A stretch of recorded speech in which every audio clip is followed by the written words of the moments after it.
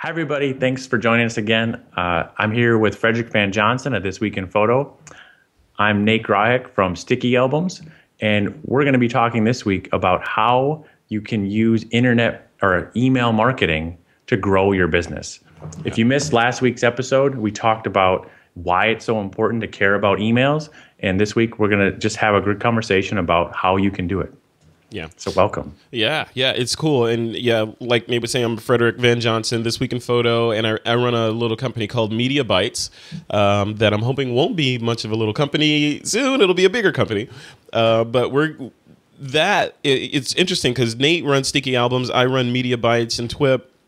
And these are both completely online ventures that weren't really possible, 5 years ago, 10, Yeah. So by the virtue, what we thought we would do in this series, this is going to be an ongoing series, but these first ones we're going to be talking about email specifically because both of us think that's the bedrock of a good strategy for marketing your business and staying in contact with your customers and building that relationship.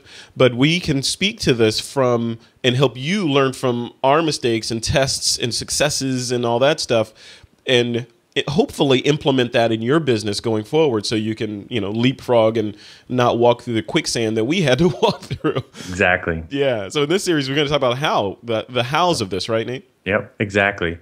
I just think that, like, in my background, I came from corporate, and when I first learned, I used MailChimp. When I first started using that and just being able to measure how people are responding and who's reading my emails, I thought, how the heck did I do my job before this? Right. Like just using Outlook. And it doesn't matter what kind of job you have, there's so much value in understanding how people are responding to your content. Yeah. And it's on, so when you're communicating in any domain, I think it's 50% like responsibility. And the only thing you can control is your side.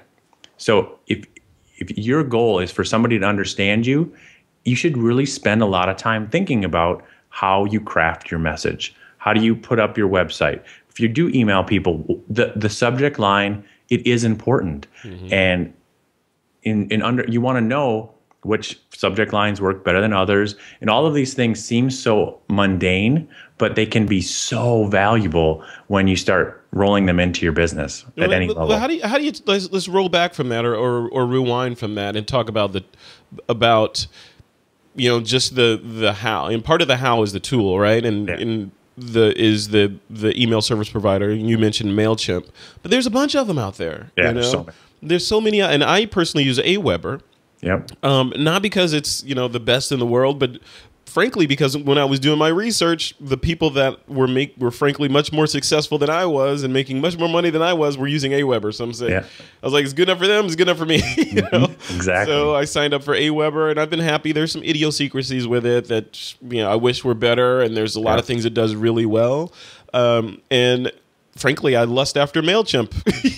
I'm like, wow, that so looks funny. Slick. I wish I could use that. Yeah.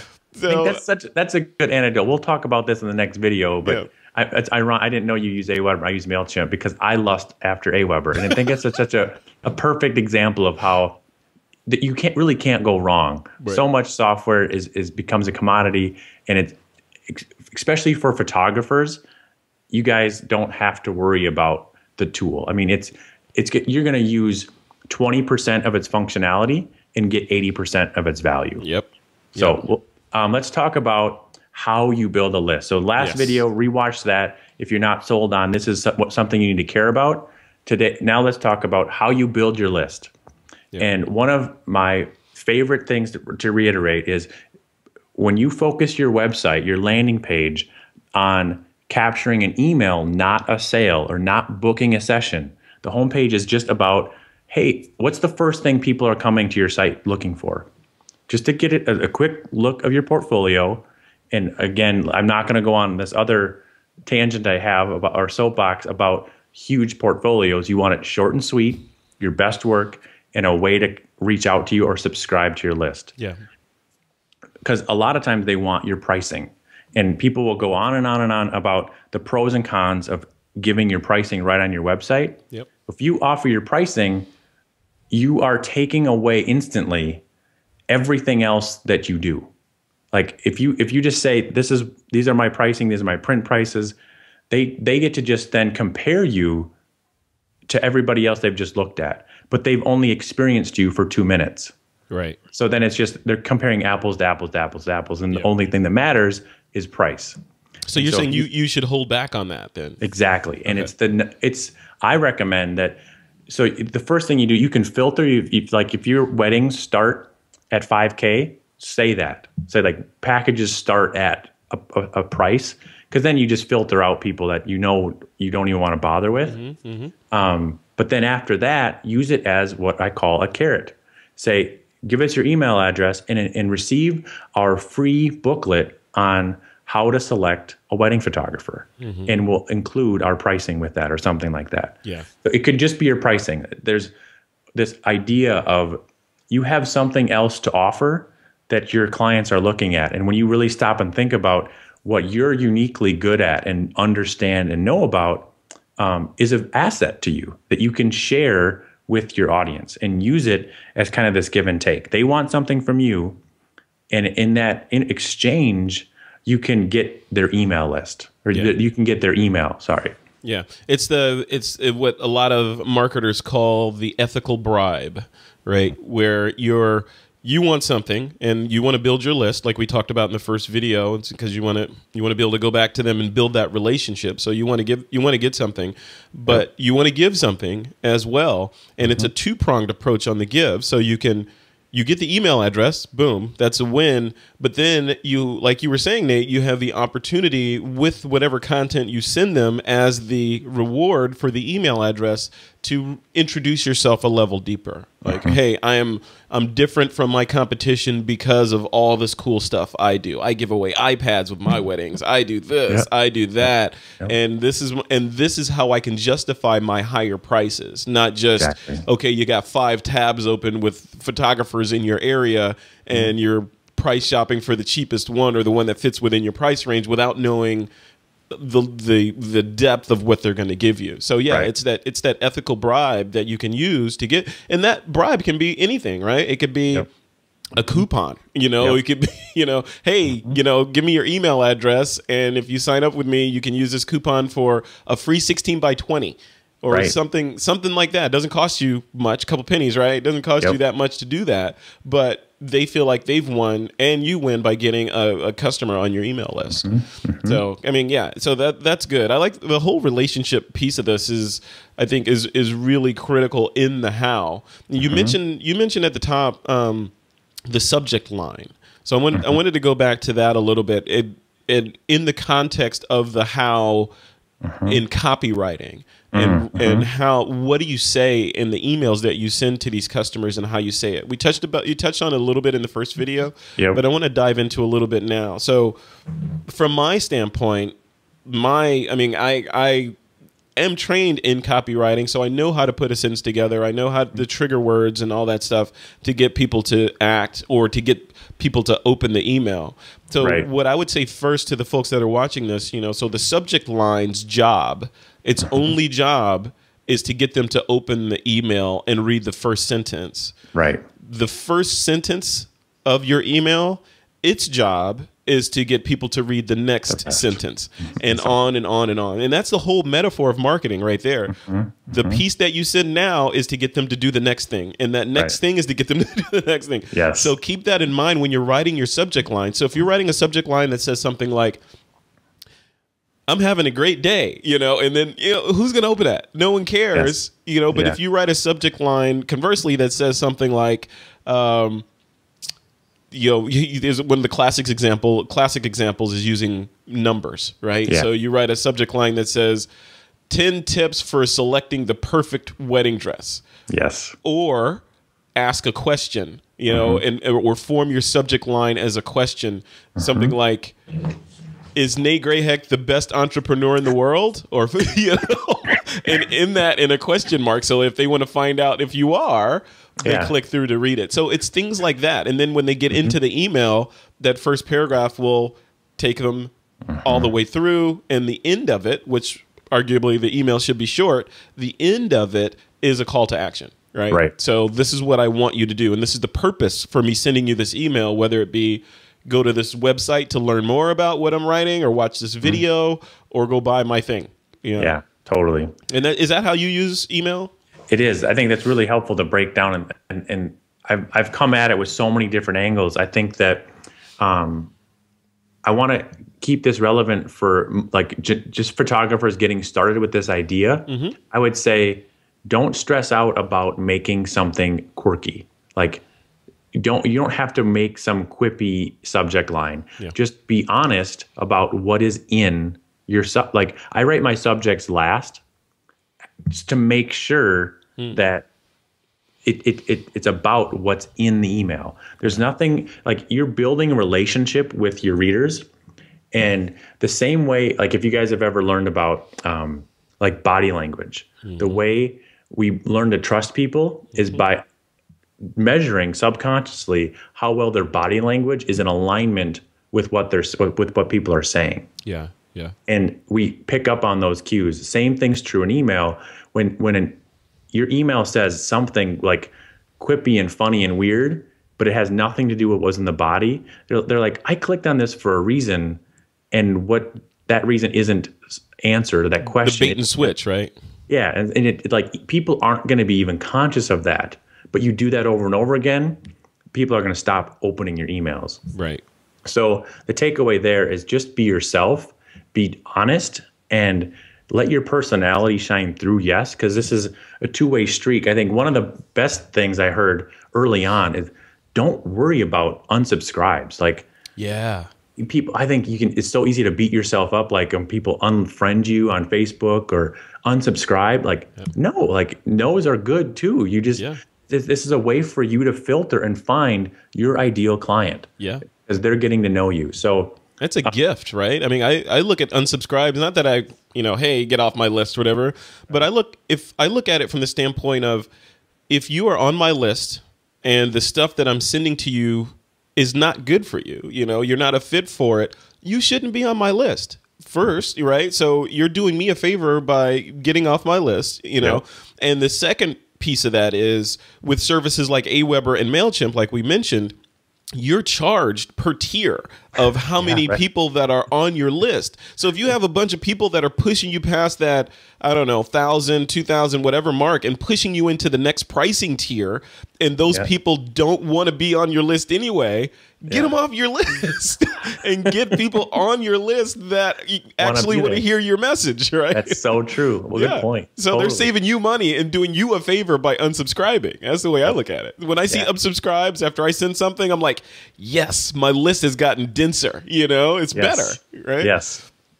And you can use it as a cue. Like, if it can indicate if you really misstep, you can like, well, maybe I shouldn't have been that forward or that whatever. Yeah. But I wouldn't take it personally. That's the biggest thing I can say. Yeah. So missteps, that's a good segue. So some things not to do. Like there's that one show, What Not to Wear. What not to do in email marketing. And I'll tell you, when I do the podcast, the This Week in Photo podcast, the topics in general in my everyday life, right? The topics that I generally stay away from with strangers or people that aren't close friends and family are politics. Yeah. Sexual orientation. I don't want to talk about that. Yeah. Or generally I try to stay away from race, or those sorts of things. And just sort of common sense. Just polarizing things. Polarizing things. Things that are just polarized. People have all kinds of stuff. Yep. You will, just by saying a word, you will instantly have your whole audience split in half. Yeah, like religion is the other one, right? Yeah, exactly. Yeah. Yep. Yeah, it's not worth it. Yeah, because these are things for which there is no correct answer, universal correct answer. You may think there's a correct answer, but there's no universal correct answer to religion, sexual orientation, or politics, right? And if you combine those things, you might as well just go out of business. So that would be my advice. Stay away from that stuff. In the context of email marketing, definitely don't do that. And here's an interesting story I just heard. I won't. It doesn't matter who shared this. I'll keep it confidential. But somebody who has a very, like, I think the photographer herself is an atheist, but she is really, really good at marketing to conservative Christian women. Nice. And that's her business. She knows exactly how to sell to them, how to build a relationship with them. And so choose wisely. If there's a niche that you understand that you do well with, then you can use stuff like that. And so I think some of the things not to do is, but in order to know that first, is to get clear on how you want to use your list. Yeah. And do you want to grow a really big list, or do you want to use your list as a way to really filter and target your core core audience that you want to market to? So then that's back to that relationship building and cultivating and making your list as dense as it can be. And when I say dense, I don't mean, mentally challenged. I mean dense in terms of people who want to listen to you. Exactly. Yeah. People who want to hear your message, people that are prospects. And a prospect is a person that has not purchased from you yet, or may in the future purchase from you. Yeah. So let's I got a good tangible example that we can talk about. So when you're first starting out, the how is you need, what we're talking about is, we'll talk about tools next section, but you need a way for them to enter in their email address is the requirement. That's the bare minimum.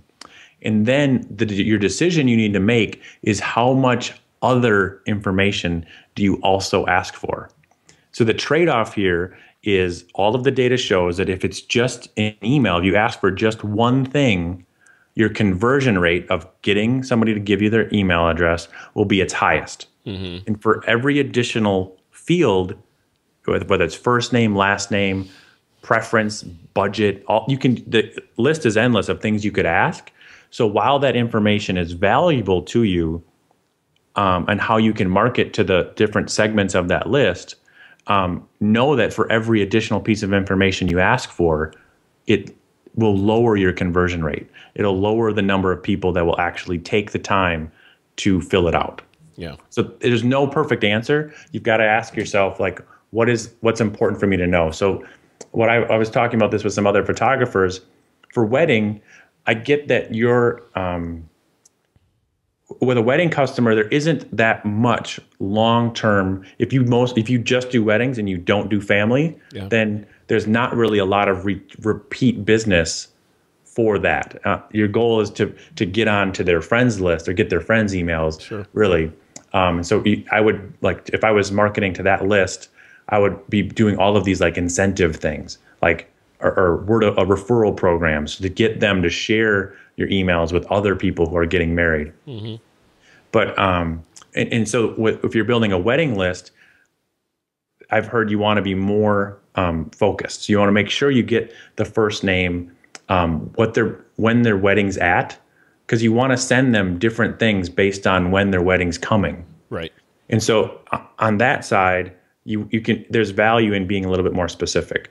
Whereas if you're just building a list for like high school seniors or family, you're starting out with baby photography and you do family at several steps, then I would say just stick with first name and email so that you can build your list and let them decide if they're a fit for you after you've got them on your list. Yeah. Well, let's talk a little bit about, so this is the how show, right? So how email or how to. So I have a list of different things that I wanted to chat about in here. So how, in terms of, and we touched on this a little bit before, but in terms of text versus HTML. Yeah. Right. So why would you use one? I know why I use one or the other, but like you're saying, it's a testing thing, right? So you can test both and see which one works for your particular audience. But is there, like, from your standpoint, what would be the benefits, just for the audience that's watching this right now or listening? What would be the benefits of going with HTML versus text only?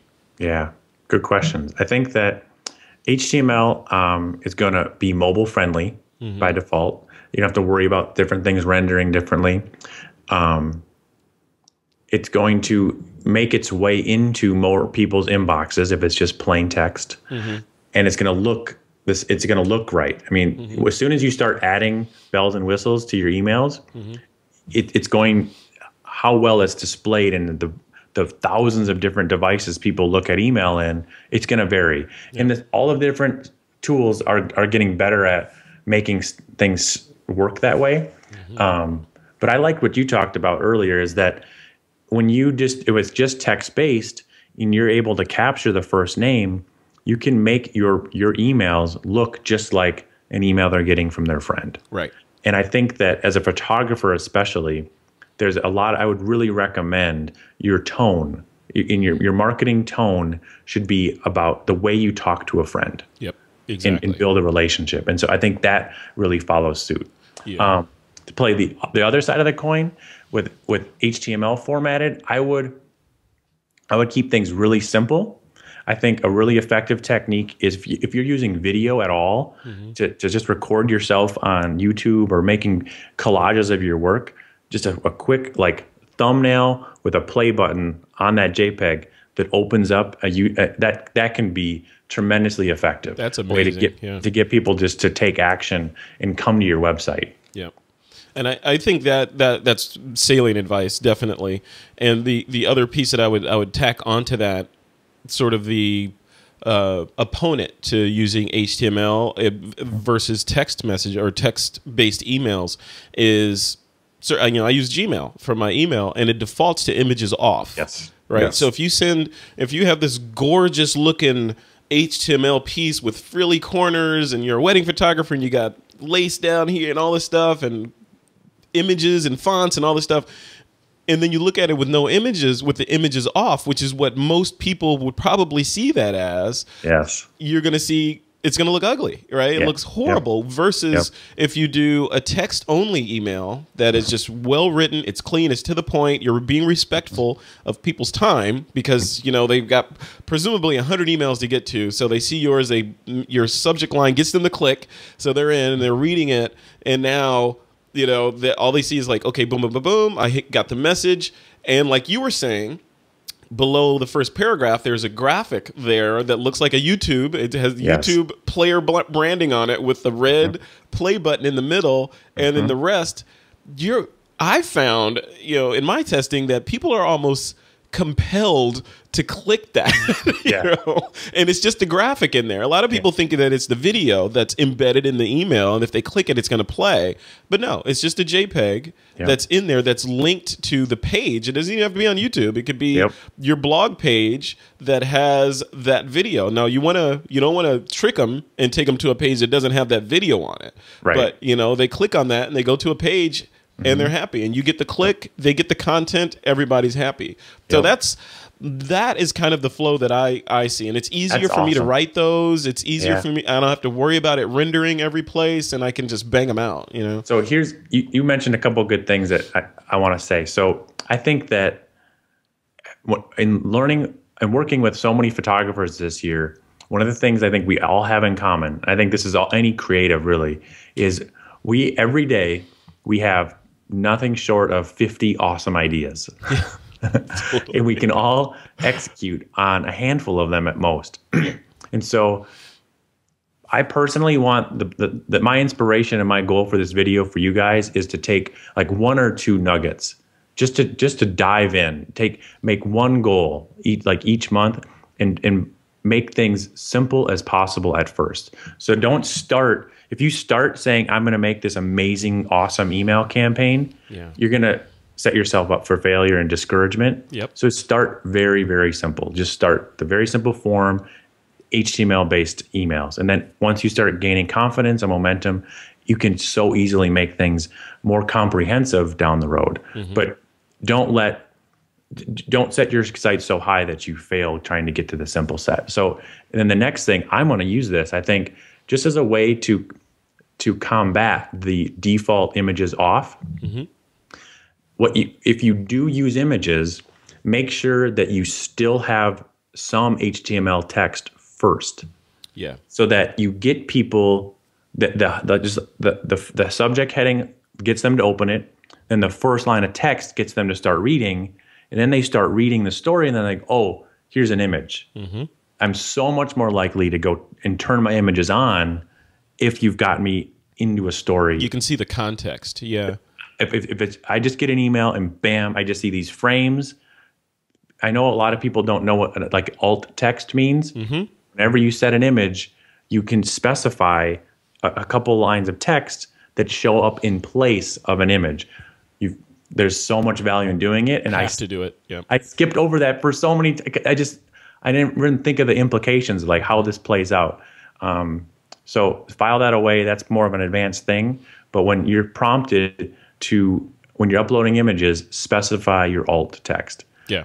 And the simpler way of all of that is just give introductory text first. Don't start with an image, because all people are going to see a lot of times is just an empty frame. Yep. It's not enough to convince people to start reading your email. Yeah, yeah, I'm a huge fan of that. And remember, it's all about time, right? I mean, when you're writing these things, and we as photographers / entrepreneurs / solopreneurs, you know, whatever, we are cursed with being too close to our product. It's like your kid, right? So you think everyone thinks their kid is cute, and they want everyone to look at their kid, and other people are like, really? I don't want to, you know? So less is more with email. So if you're writing emails, there's an email about your business or some promotion you're running, people don't want to know every little nuance and, you know, I'm the greatest person in the world and all this stuff. Give them the nugget, you know, just think this is the attention deficit disorder generation, right? Yes. So keep it short, keep it sweet, and keep in mind that when you're putting these things in people's inboxes, you're competing against all that other stuff that's in there that may look even more juicy than yours. So you want them to get the nugget, do what you want them to do, and get on with their lives. You know, not give them a book of stuff to read. You know? So I think so often one of the strategies to get around that is when you go to create your first email, my challenge to you is you'll just by your sheer nature of what we talked about, you'll want to put everything in there. Once it's ready, you say, okay, stop. How can I turn this one email into 3 emails or 2 even? Totally. Just like, I've got this great content. The reality is, while that makes sense to you because you're an expert on everything it's too much. So many people, think about when you're reading an email, the first thing we subconsciously notice is a lot of times we read emails from the bottom up because the first thing we check is how long is this?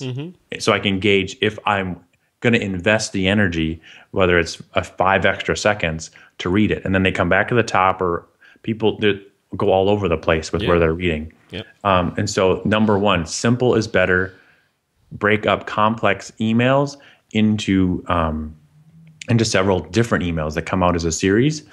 And there's this, I think you mentioned like knowing why. I like to say, so what?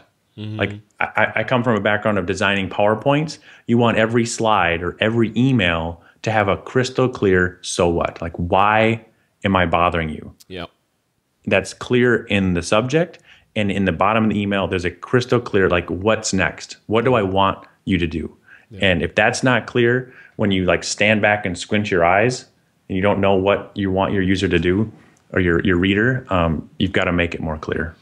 Yeah. And before we leave this, the next video that we're going to do, we're going to talk about tools, right? So we're going to dive in depth into the different, like you're on MailChimp, I'm on Aweber, and I want to talk about the different features within those tools that are available to photographers to get the message out and implement some of the things that we talked about in the first 2 videos.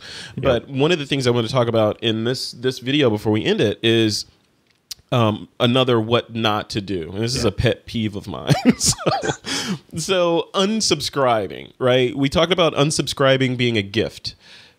A pet peeve of mine is when people make it hard for you to unsubscribe from their lists.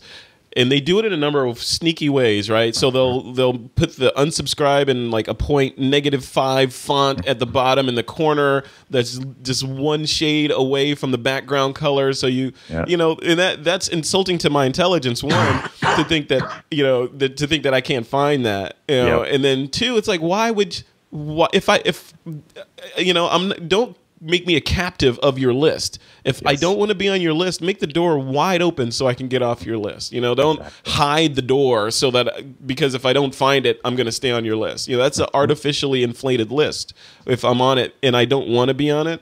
Secondly, when I do find that, I hate it. And some services do this. Some service you can configure this on. But I hate it when if I unsubscribe from a list and I click that unsubscribe button, I want to be off that list at that point, right? When I click that button, I want to be off the list. And don't send me another email. No, I hate it. To say that you're not on my list. I know it. I can't stand it. Oh, like really? I just told you I don't like you. Like now you're telling me I've acknowledged that you don't like me. I'm sorry to see you go. I don't care about you anymore, right? So try not to do all that stuff. You know. So those are my pet peeves. You have any pet peeves that get under your fingernails with this stuff? So yeah, one of my biggest pet peeves is making it hard to get on the list. Like same thing we talk about. So like having these weird captchas or other things like that. Like yeah, it'll make your list of a higher quality, but you risk having somebody good not get on your list because they're sick of jumping through hoops. Yeah. Now, on the getting on the list piece of that, there's this whole idea of double opt-in versus single opt-in. Let's define that. So you know what they are. So define double opt-in versus single opt-in. So single opt-in would be they enter their information in, they push submit, done, they're on the list. So what I use is kind of a halfway in between. The double opt-in then sends an email back, and they're still not on your list until they click a confirm link in their email. So the benefits being you get a much higher quality list, like because it trims some of the fat, but you risk losing some good people you could have on your list. Yeah. I do something in the middle where once you're on my list, I send you a confirmation that, hey, you've been subscribed, so you know, here's the information I have. And if you don't want to, here's the unsubscribe button. Oh, I like that. So it's just a little, like it's a nice in-between that I like. Yeah, that's great. I may actually use that because that would eliminate the, like me signing you up for someone's list, right? So, yeah. But it reduces the friction of me getting on your list. It's like I have to, once I get on there and click submit. Like I've already said I want to be on your list, dude. Why are you going to make me tell you again? It's like whenever I call the bank and they have you type in your freaking account number and somebody answers, they go, oh, hey, Nate, what's your account number? Exactly. Why did you ask me for it if you're just going to ask me again? Why are you wasting my time? You know, I already punched it in, you know. Oh, that's awesome. All right, man. All right. Well, let's end this. And so, what in the next video we are going to talk about, like we said before, the tools. Yeah. So some of the cool things that email marketers can use. We call them ESPs, or the email service providers. But there's a couple of other things around email service providers that you'll need in order to create these cool emails. Plus, there's some services and different places online where you can go to get inspiration on writing your emails, maybe swipe copy, and then some different techniques for, like I use, like I was saying in a previous video, I have a folder in Gmail that I filter other people's messages into, not because I want to buy their stuff, but because it's research for me. So I can look at, hey, that was a powerful subject line. Now I can go back and maybe take that and edit it for my purposes and use it. Right. So that's my little marketing judo. Yes, absolutely. Yeah. So that's what we're going to talk about next time. Nate, what are some things that you think that you want to hit on next time we chat? I think I want to bring some cool examples of landing pages. I think that there's a landing page is something where there's nothing else there but an opt-in form. And we'll also talk about ways you can use video and include an opt-in form in a video. I think that's pretty, when you post like your slideshows or an Animoto slideshow or something like that on your blog, there's a really cool way to use that as an opt-in. Yeah, perfect. All right, cool. Well, we'll leave it at that and keep people wanting more for the next episode. Awesome. Thanks so much. Take care. All right, man. Thanks, sir.